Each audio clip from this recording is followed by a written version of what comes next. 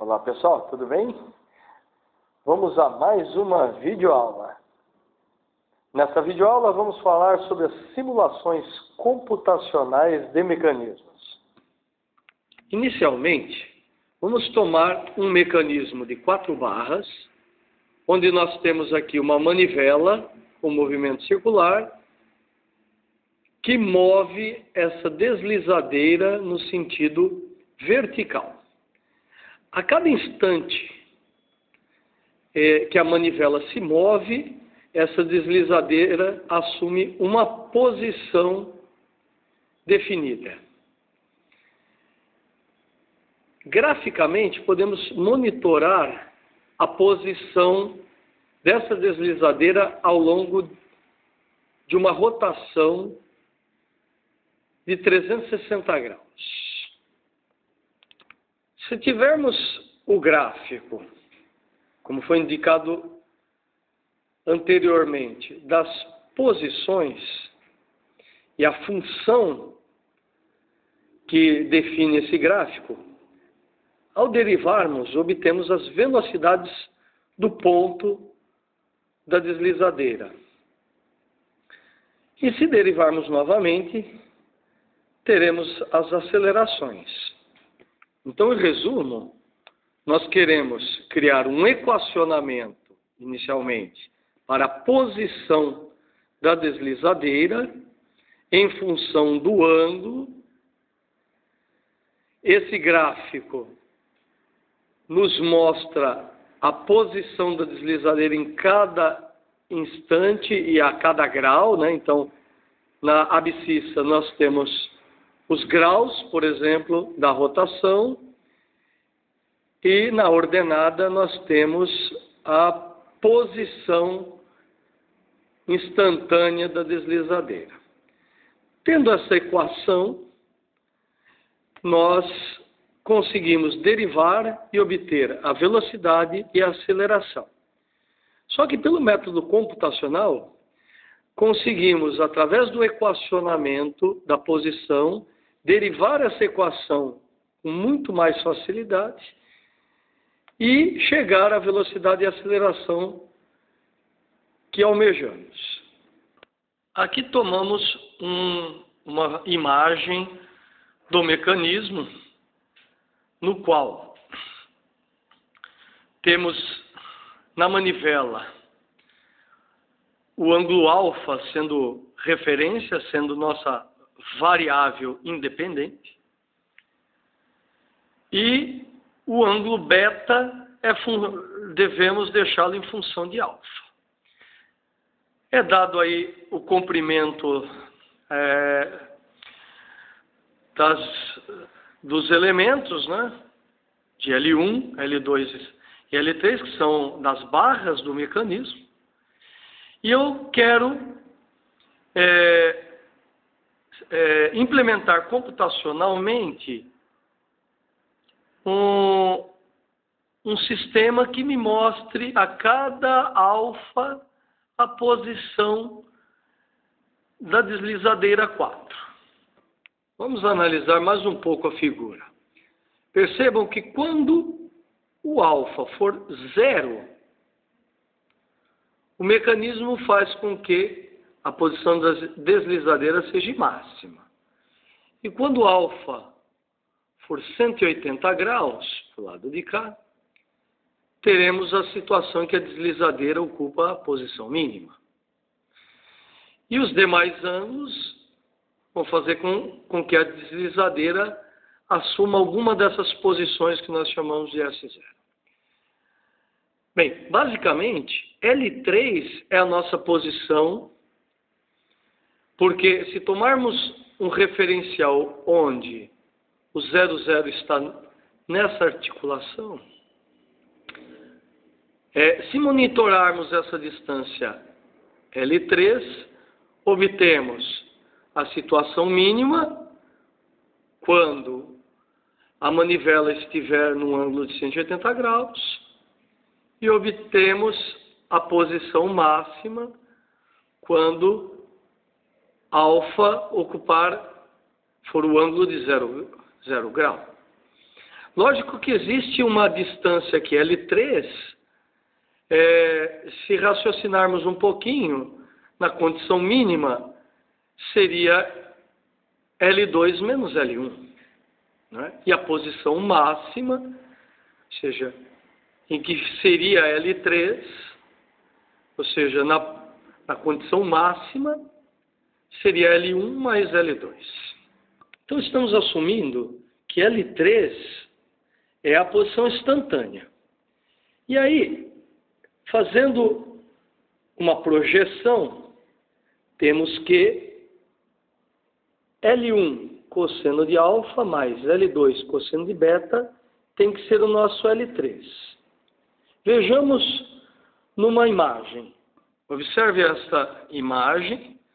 É possível nós geometricamente fazermos algumas avaliações em que alfa, L1 e H são dados deste triângulo. E L2, beta e H são dados do segundo triângulo. Bem, H é comum aos dois triângulos. Então, consigo estabelecer uma relação entre alfa e beta. Observem a relação entre alfa e beta. Eu sei que o seno de alfa é a hipotenusa sobre o cateto... Desculpa. O cateto oposto, dividido pela hipotenusa. E aqui também o cateto oposto sobre a hipotenusa. O H, neste caso, é a altura do triângulo. Né? Muito bem. Igualando os dois Hs, isolando H e igualando eles, temos que seno de alfa vezes L1 é igual ao seno de beta vezes L2. Então, o seno de beta é o seno de alfa vezes L1 dividido por L2. Isolando o beta, temos que beta é o arcosseno do seno de alfa dividido por L1 sobre L2.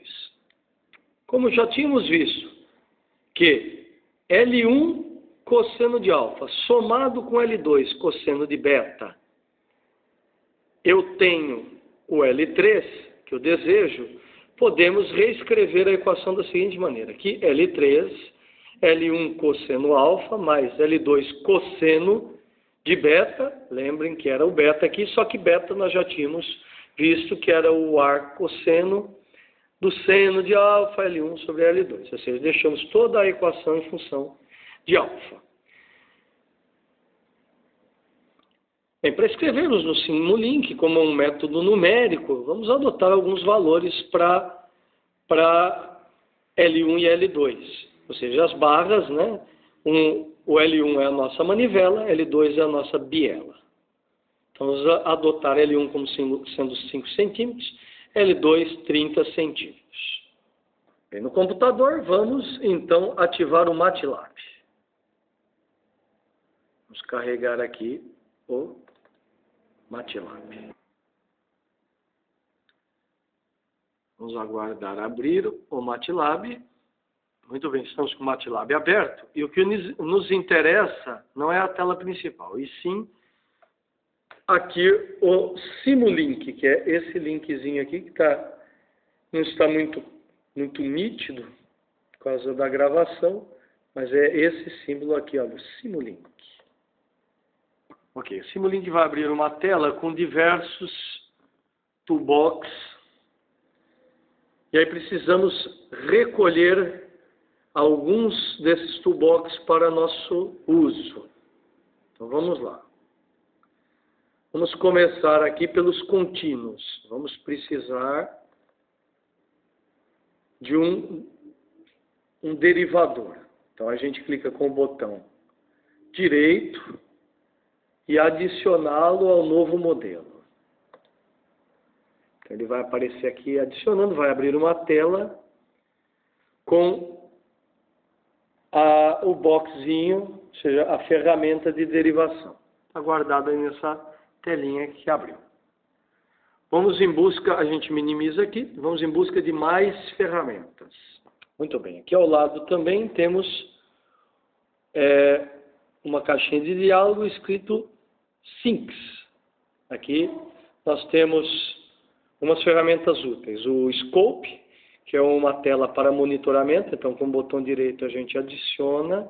Então, adicionou aqui, né? Separando aqui para não ficar um em cima do outro. O que mais que a gente pode pegar aqui? Aqui só o Scope inicialmente. Se quisermos pegar um display também, podemos levar para lá um display. E logo abaixo temos um Sources. Aqui nós podemos pegar esse clock, que é interessante. Nós vamos fazer uma adaptação com esse clock aqui. E vamos atrás de mais outros blocos. Logo abaixo de Sources, temos também User Defined Functions. Podemos pegar aqui esse bloquinho aqui escrito FCN, que é de função. Então vamos adicioná-lo também. Pronto. Foi adicionado. Muitas vezes eles aparecem sobrepostos conforme você vai adicionando. Você tem que ir separando uns dos outros aqui. Muito bem. Dá para a gente já começar a montar. A gente vamos abrir essa tela aqui para ter um pouco mais de espaço. Vamos lá. Vou deixar esse clock aqui. Por que eu peguei o clock? O clock, na verdade, eu posso usá-lo como um contador. Já que eu quero... Deixa eu tirar isso aqui. Pronto. Não saiu? Pronto, agora vai sair. Delete. Para não ficar muita coisa. A função... Eu vou fazer com que esse clock conte de 1 a 360. Eu vou usar ele como um contador. Só que, como a minha função faz os cálculos dos ângulos em radianos, eu não vou poder jogar direto, né? Eu vou ter que usar aqui uma cópia disso aqui. Vou dar um Ctrl C. Clicar em algum lugar, dar um Ctrl V. Copiou. Onde, nesta primeira função, eu vou colocar um conversor de graus para radiano. Deixa eu tirar essas informações, ficam só tumultuando. Para ligar é só clicar, segurar e criar uma conexão, né? Ligar e criar. Aqui na frente eu ponho um scope, que é basicamente o meu gráfico. Daqui a pouco a gente usa a derivada e o display. E ligo. Só que o que vai aqui? Eu tenho que colocar aqui um sinal. Aqui ele já veio com um sinal programado ali, mas eu vou apagar, que é um exemplo, né, que vem. Eu vou pegar aqui. Eu vou digitar primeiro, como estou segurando a filmadora com uma das mãos, vou digitar e mostro a digitação. Muito bem. O que eu digitei ali dentro? Eu digitei U, entre parênteses, vezes π, que é o 3,1416, dividir por 180. Quem é U? U é o sinal que está vindo por aqui. Então, aqui, esse sinalzinho aqui é o U, que está vindo do clock. Então, ele entra aqui como sendo U, que é o sinal. Então, por exemplo, se eu ponho lá no clock, ele vai contar de 1 a 360. Então, quando ele pôr 1, o cálculo faz com 1 grau. Quando ele pôr 2, faz com 2 graus e assim por diante. Então, aqui eu simplesmente digitei uma equação que faz a conversão de graus para radiano. Nessa segunda caixa, vamos digitar a equação que encontramos, né? Aqui já vamos apagar que vem modelo. Vamos digitar a equação aqui. Quem é a equação que vamos digitar aqui? É exatamente essa que definimos no papel, né? Nós vamos digitar para que saia L3, né, que saia a dimensão que nós queremos, que é a distância. Eu vou digitar L1, logicamente com o valor que adotamos, né? O valor, lembrando, foi 5 centímetros, e para L2, 30 centímetros. Então lá vamos digitar o L1, que é o 5, vezes o cosseno do sinal que virá, né, que é o sinal que está vindo, para nós é o novo U, mais L2 cosseno do arcosseno do seno de U sobre 5 dividido por 30, né, que é L1 sobre L2. Então é isso que nós vamos digitar lá naquele box. Muito bem. Então dentro do box eu já digitei a função. Vamos tirar esse azulzinho daqui, né? Então vamos lá. Olha, 5, que é o L1, cosseno de U. Quem que é U? É o sinal do ângulo que está vindo para mim já convertido em radianos, mais L2, que é o 30, cosseno de arcosseno, esse assim. Tem que tomar cuidado com o jeito de escrever, que o seno aqui é S-I-N, hein? Então, o arcosseno do seno do ângulo alfa, esse U está representando o ângulo alfa, e aqui temos multiplicado por L1 dividido por L2. Tomar cuidado com os parênteses, né? E aí a gente digitou a equação que modelamos no papel. Ligamos esse box ao scope, né? Que é onde vai gerar o gráfico. Então, o que ele está fazendo? Ele está pegando um contador que irá de 1 a 360, convertendo para radianos, aplicando na equação em que L3 é a saída desse sinal. Ou seja, ao abrir... Bem, temos que rodar o programa. Aqui nós temos o rodar, mas como eu quero que o clock conte até 360, eu tenho que mudar essa casinha aqui, que ela vem pré-programada para 10. Então eu tenho que pôr 360. Muito bem. E agora eu dou um rodar. Ele roda muito rápido, né? Não dá nem para mostrar que o contador já está resolvido. Vejam. Se eu abrir o scope, ele dá um gráfico. Deixa eu dar uma reduzida nisso aqui, porque está muito grande, né? Onde a posição máxima é o 35, está ruim de ver aqui por causa da imagem, 35 está escrito aqui, e a mínima 25. E é verdade. A posição máxima é a manivela somada com a biela, né? Então, se eu tenho uma de 30 e a outra de 5, o máximo que uma alinhada com a outra dá é 35. E uma contra a outra dá 25, que é o 30 menos 25. Ao longo dos 360 graus, né? Que aqui está o 350 mais um pouquinho, né? Mas aí é só mudar a escala do scope que a gente consegue enxergar com um pouco mais de detalhes, né? Esse gráfico aqui, ele saiu com a escala um pouco ingrata. Muito bem. Se eu quiser agora achar a velocidade, eu pego o derivador, pego ele, trago para cá, arrasto, seguro, arrasto. Muito bem. Conecto com o sinal, tiro uma cópia desse scope, Ctrl C, Ctrl V. Saiu aqui uma cópia. E agora eu ploto o sinal derivado. Ou seja, como isso está rodando em looping, eu tenho as variações de posição. E com as variações de posição, ao derivar, eu acabo tendo as velocidades. Lógico que eu tenho que rodar o programa de novo. E aqui a gente,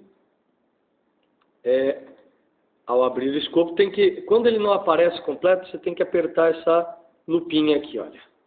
Muito bem. Percebam que ele não é uma senoide comum, ela tem uma inclinação diferente aqui, porque existem pontos onde ocorrem pequenas variações de velocidade. Bem, vamos comparar essas imagens agora com o que nós temos na bibliografia. Então, vou fechar aqui. Então, vamos lá. Olha, vamos abrir o gráfico de posição.